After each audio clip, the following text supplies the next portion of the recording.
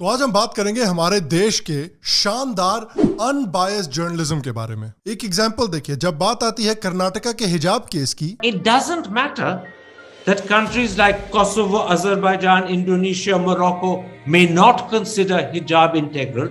If a sizable section of Indian Muslims do consider it integral, it is integral for them. सोचने वाली बात यह है कि कौन सा वो संगठन था जो यहाँ पर इन लड़कों को ये भगवा रंग के शॉल्स बांटने लग रहा था, जो इन लड़कों को कह रहा था कि यहाँ झुंड में आ जाओ और लड़कियों को छेड़ना शुरू कर दो। मुट्ठी में है फूटी तकदीर हमारी, मुट्ठी में है ढेर सारी नफरत। और जब बात आती है किशन भारवाड़ के केस की, are you going to cover Keshav Bharadwaj? ये केशव भारद्वाज का केस तो मुझे मालूम नहीं। केशव भारद्वाज का केस तो मुझे मालूम नहीं। शाबाश बेटा, बहुत बढ़िया मुन्ना। हेलो और श्याम शर्मा शो के इस एपिसोड में आपका बहुत बहुत स्वागत है। मैं हूं सेकुलरिज्म का सीईओ श्याम शर्मा। आज का ये एपिसोड देखने के लिए आपका बहुत बहुत धन्यवाद और आप सबको एक सेक्युलर प्रणाम। एपिसोड शुरू करने के पहले मैं आपको ये बताना चाहता हूं कि अगर आपने अभी तक श्याम शर्मा शो के दूसरे पॉडकास्ट चैनल को नहीं सब्सक्राइब किया है तो प्लीज वहां जाकर सब्सक्राइब कीजिए। मुझे यकीन है कि वहां पर जो हम पॉडकास्ट करते हैं वो आपको बहुत पसंद आएंगे। वहां पर हम एक हर थर्सडे को लाइव मीम रिव्यू करते हैं जिसको आप बहुत एंजॉय करेंगे। तो प्लीज आज के आज श्याम शर्मा शो के दूसरे चैनल को और श्याम शर्मा शो के सभी पॉडकास्ट लिंक्स को भी नीचे डिस्क्रिप्शन में क्लिक करके सब्सक्राइब करें। अब देखिए, आप तो हमारे देश का जो अनबायस्ड मीडिया है उसके बारे में जानते ही हैं। हमारे देश का अनबायस्ड मीडिया गोदी मीडिया की तरह नहीं है। वो किसी पॉलिटिशियन के पॉकेट में नहीं पड़े हुए, वो अनबायस्ड है। वो हमें वो चीजें दिखाते हैं जो गोदी मीडिया दबाता है। खैर, अगर दबाने की बात ही चल रही है तो हमारा अनबायस्ड मीडिया दबाने में इतना माहिर है कि उनको कसम से एक मसाज पार्लर ही खोल लेना चाहिए। क्योंकि पिछले ही कुछ हफ्तों में हमारे अनबायस्ड मीडिया ने लावण्या का केस दबा दिया है, किशन भारवाड़ का केस दबा दिया है और अभी हाल में ही रूपेश पांडे का भी केस दबा दिया है। भारत में भारत की अनबायस्ड जो मीडिया है वो हमें बताती है। और अगर सरकार सही में चाहती है देश में सोशल इंटीग्रेशन बढ़ाना, कि सब लोग साथ में मिलजुल कर रह सकें, देश में यूनिटी हो, देश में लोगों को फ्रीडम ऑफ चॉइस मिले और वुमेन एम्पावरमेंट हो, तो वैसे डिसीजंस भी लेने चाहिए फिर सरकार को। तो वो कहते हैं कि हमें यूनिटी चाहिए, इंटेग्रिटी चाहिए, सेकुलरिज्म चाहिए, यानी सबको बराबर तरीके से ट्रीट करना चाहिए। लेकिन तकलीफ यह है कि भारत में यूनिटी, इंटेग्रिटी, सेकुलरिज्म की राहुल गांधी जैसी हालत हो रखी है। कोई इनकी इज्जत नहीं करता है, सब लोगों ने इनको मजाक बनाकर रखा हुआ है। सिद्धू जी के दिल में, खून में पंजाब है। अब काट के देखिए, कभी काट के देखिए, निकलेगा खून, निकलेगा पंजाब दिखाई देगा उसमें।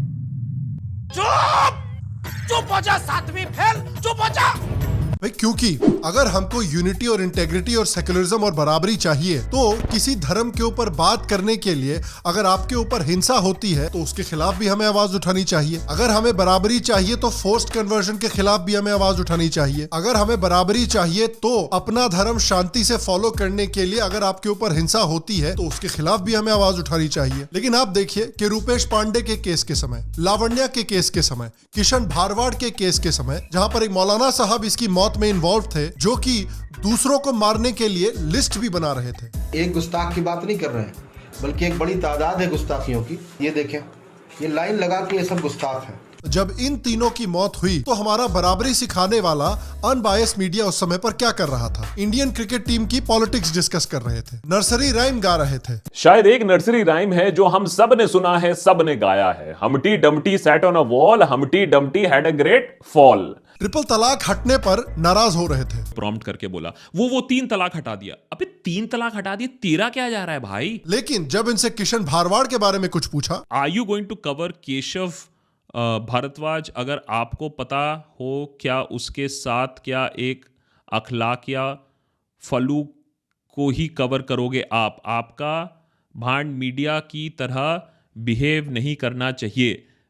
भांड मीडिया मतलब एनडीटीवी, ये केशव भारद्वाज का केस तो मुझे मालूम नहीं। इन्होंने किशन भारवाड़ को पहचानने से तो ऐसे इनकार कर दिया जैसे कि ये किशन भारवाड़ के परिवार से पैसे उधार लेके भागे हुए हैं। Basically according to unbiased media, जो लोग एक डरी हुई कम्युनिटी के हाथों मारे जाते हैं उनको रिकॉग्नाइज नहीं किया जाता है। अगर आप इनसे ट्विन टावर्स के बारे में पूछ दीजिएगा तो ये पूछेंगे क्या आप दीपिका पादुकोण की टांगों की बात तो नहीं कर रहे। जिस समय लावण्या, किशन भारवाड़ और रूपेश पांडे का केस चल रहा था उस समय पर हमारे दुग्गल साहब फ्लाइंग कार्स के बारे में वीडियो बना रहे थे, जेफ बेजोस और मेटावर्स के बारे में वीडियो बना रहे थे। मतलब भाई साहब को हर एक टॉपिक के ऊपर इतना ज्ञान है, इतने बड़े ऑलराउंडर हैं ये कि मैं सरप्राइज हूं कि आईपीएल के ऑक्शन में किसी ने बिड क्यों नहीं किया इनके लिए। कसम से यार, किसी टीम ने अगर इनके लिए बिड किया होता तो दुग्गल साहब बैटिंग कर लेते, बॉलिंग कर लेते, फील्डिंग कर लेते, कोचिंग कर लेते, अंपायरिंग कर लेते, बैट और बॉल मैन्युफैक्चर भी कर लेते, यहां तक कि 2020 खेलने के लिए सबसे बढ़िया घास कौन सी होती है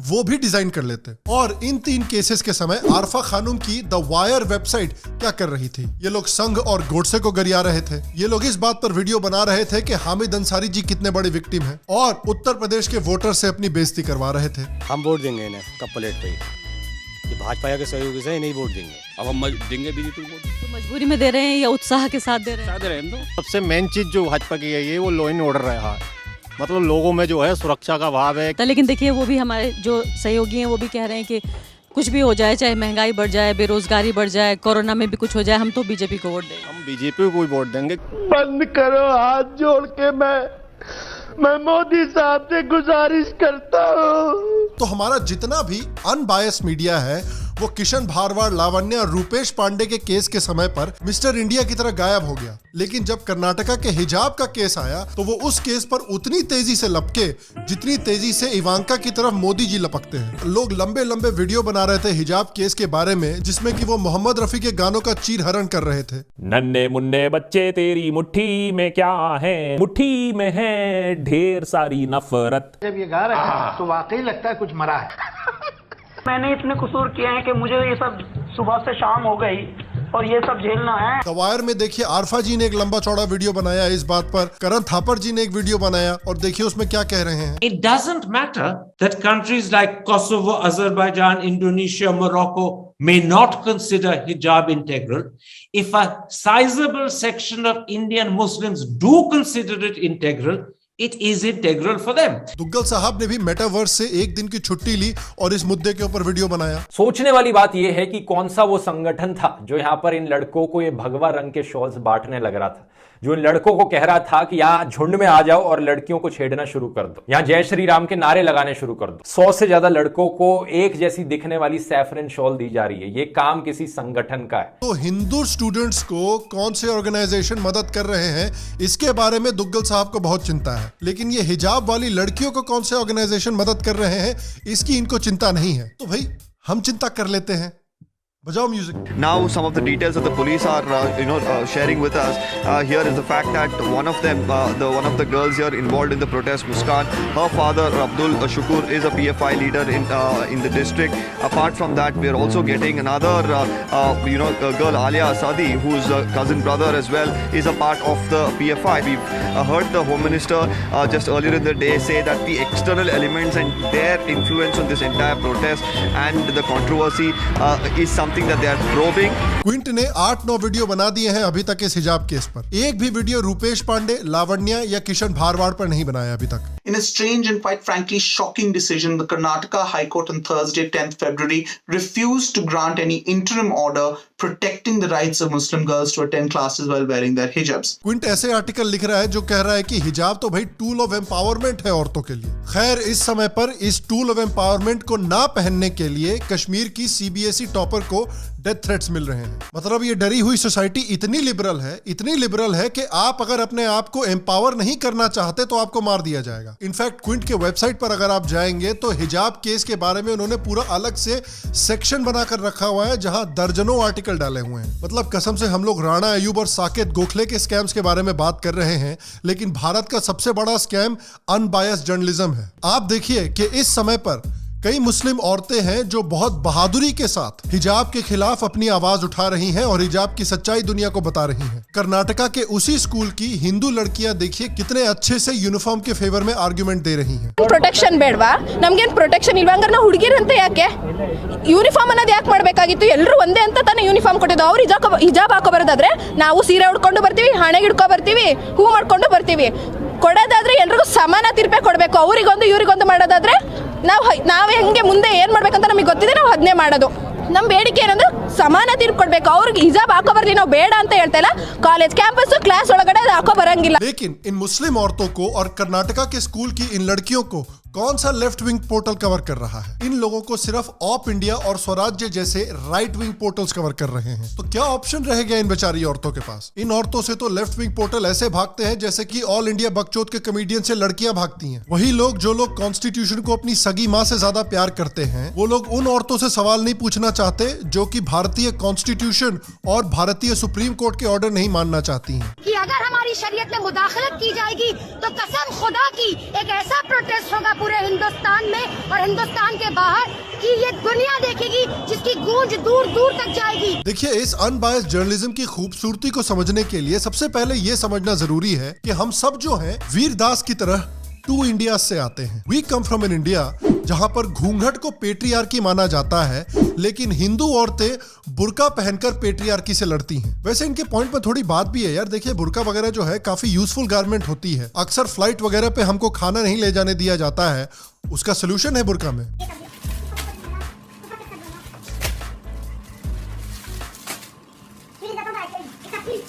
और क्या क्या छुपा रखा है तय खाने में। देखिए, we come from in India जहां पर स्टूडेंट्स के भगवा शॉल इतने डेंजरस माने जाते हैं कि उनको पथराव करके रोकना पड़ता है, लेकिन सिंटैक्स टंकियों की आर्मी को खूबसूरत और प्रोग्रेसिव माना जाता है। We come from in India जहां पर अगर आप मनुस्मृति को जलाइएगा तो कोई बात नहीं, लेकिन हिजाब पर सवाल भी पूछेगा तो आपके हाथ काट दिए जाएंगे। हमारे हिजाब पर या हमारे आंचल पर हाथ डालने वालों के हम हाथ काट देंगे। We come from in India जहां पर एक सेक्युलर स्कूल अपने ड्रेस कोड फॉलो करता है तो वो बड़ी खराब बात है, लेकिन अगर एक रिलीजन से जुड़ा हुआ स्कूल औरतों के ऊपर पाबंदियां लगाता है तो उस पर कोई डिस्कशन नहीं होता। We come from in India जहां पर एक धर्म को समय के साथ बदलना पड़ता है, लेकिन दूसरे धर्मों के सारे प्रैक्टिसेस एसेंशियल प्रैक्टिस होते हैं। We come from in India जहां पर हमें सिखाया जाता है कि हमें यूनिटी, इंटेग्रिटी, सेक्युलरिज्म और बराबरी की जरूरत है, लेकिन उसके बावजूद हम ट्रिपल तलाक को अपोज करते हैं। हम ब्लास्फेमी के नाम पर लोगों का खून किए जाने पर चुप रहते हैं। हम यूनिफॉर्म सिविल कोड को अपोज करते हैं। हम बराबरी की बात करते हैं, लेकिन हम इस बात को सपोर्ट करते हैं कि अलग अलग धर्मों के अलग अलग पर्सनल कानून होने चाहिए। हम इस बात को सपोर्ट करते हैं कि मुस्लिम औरतों को हिंदू औरतों के मुकाबले में सिर्फ आधे इनहेरिटेंस राइट्स मिलते हैं। हम इस बात को सपोर्ट करते हैं कि सिर्फ हिंदू मंदिर गवर्नमेंट के कंट्रोल में आने चाहिए। हम इस बात को सपोर्ट करते हैं कि हिंदू एजुकेशनल इंस्टीट्यूशंस को मुस्लिम और क्रिश्चियन इंस्टीट्यूशन से कम अधिकार मिलने चाहिए। ये है इंडिया का अनबायस्ड जर्नलिज्म, और इसलिए मैं आपको कहता हूं कि आपके पास 2 ऑप्शंस हैं। या तो आप इस अनबायस्ड जर्नलिज्म को सपोर्ट कीजिए, या फिर आप ऐसे लोगों को सपोर्ट कीजिए जो अपना बायस खुल्लम खुल्ला मानते हैं, लेकिन फिर भी इंटेलेक्चुअली ऑनेस्ट होने की कोशिश करते हैं। और जहां तक इंटेलेक्चुअल ऑनेस्टी की बात आती है, तो आज का वीडियो खत्म करने के पहले मैं आपको दिखाना चाहता हूं कि अनबायस्ड जर्नलिज्म की इंडिया में आज ऐसी हालत है कि राखी सावंत के दोस्त हमारे अनबायस्ड जर्नलिस्ट से ज्यादा इंटेलेक्चुअली ऑनेस्ट है। तो प्लीज वो वीडियो एंजॉय कीजिए। अगर आपको आज का एपिसोड पसंद है तो प्लीज लाइक दीजिए, थम्स अप दीजिए, नीचे कमेंट सेक्शन में कमेंट जरूर कीजिए। श्याम शर्मा शो के पेट्रियन और यूट्यूब पर मेंबर जरूर बनिए। मैं आपसे अगले एपिसोड में मिलूंगा, तब तक स्वस्थ रहें, सुखी रहें। फिर मिलेंगे आप सबको एक सेक्युलर प्रणाम। जस्ट बिकॉज मुसलमान कम्युनिटी में ये कहा जाता है कि लड़कियों को पर्दा करना चाहिए, तो मुसलमान कम्युनिटी में ये क्यों नहीं कहा जाता कि लड़कों को आंखों में पर्दा कर देना चाहिए और लड़कियों को खुला में घूमना चाहिए। I am Muslim my self and मेरी सिर्फ एक ही कंप्लेन है टूवर्ड्स दोज पीपल जो खड़े हो जाते हैं बुर्का बुर्का बुर्का। अरे शर्म करो तुम लोग पहले अपनी आंखों पे कि तुम वो चीज़ क्यों देख रहे हो। तुम्हें पर्दा करना चाहिए, हम क्यों पर्दा करें। और अब मैं सारे बुर्के आदमियों को पहनाऊंगी मैं। एग्जैक्टली।